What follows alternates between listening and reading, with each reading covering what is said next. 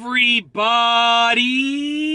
I'm here today to show you how to use the 8 and 4 steering technique. This will be a simple driving lesson, so let's get right into the video.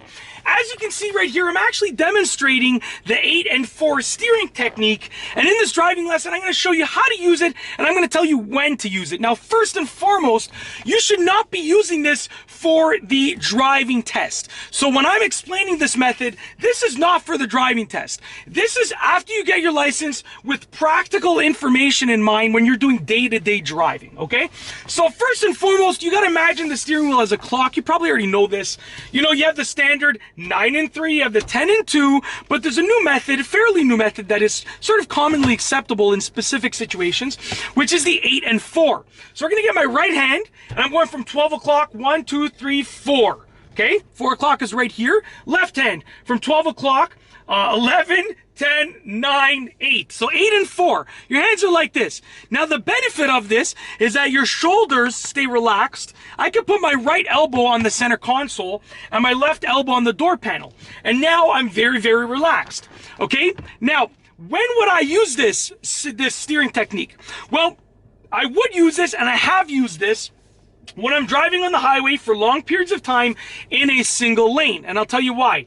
When you are holding the wheel like this, you do have really good control and ability to drive in a straight line. So if you're driving down a single lane, you know, this is going to give you excellent control. You're going to be able to look far ahead. And I drove to Thunder Bay and back with my wife and kids. We took pit stops, but you know, I did 99% of the driving. I didn't let my wife drive. My wife drove like, you know, half an hour for me to take a nap in the entire trip. You know, so at the end of the day, I did a lot of driving, and this was the key technique. It allowed me to stay in one lane, and it also allows you to take curves that are, you know, roughly the curves that you would find on the highway. You're not going to get aggressive curves on the highway. So, you know, being able to turn the wheel this much is usually enough to tackle any of the curves that you might find in a highway situation or a freeway situation. However, if you're driving on a main road, you know, and or if you're switching lanes, you're gonna have to use a regular steering technique. So you can't use 8 and 4 for any situation, in my opinion, other than long drives on the highway in a single lane. You know, you're not switching lanes, and for the most part, the curves are very minor, okay?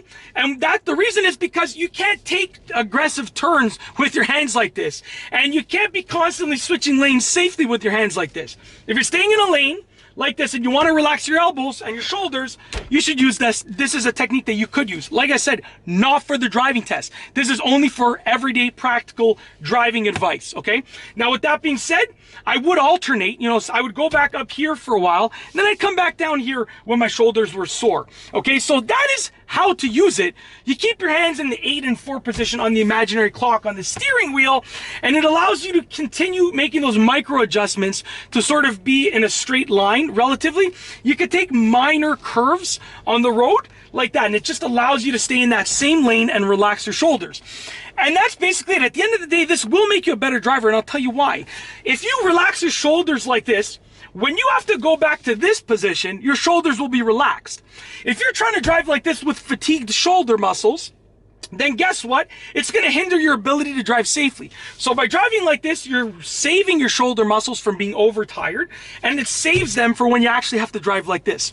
That's it. That is essentially how to use the 8 and 4 steering technique.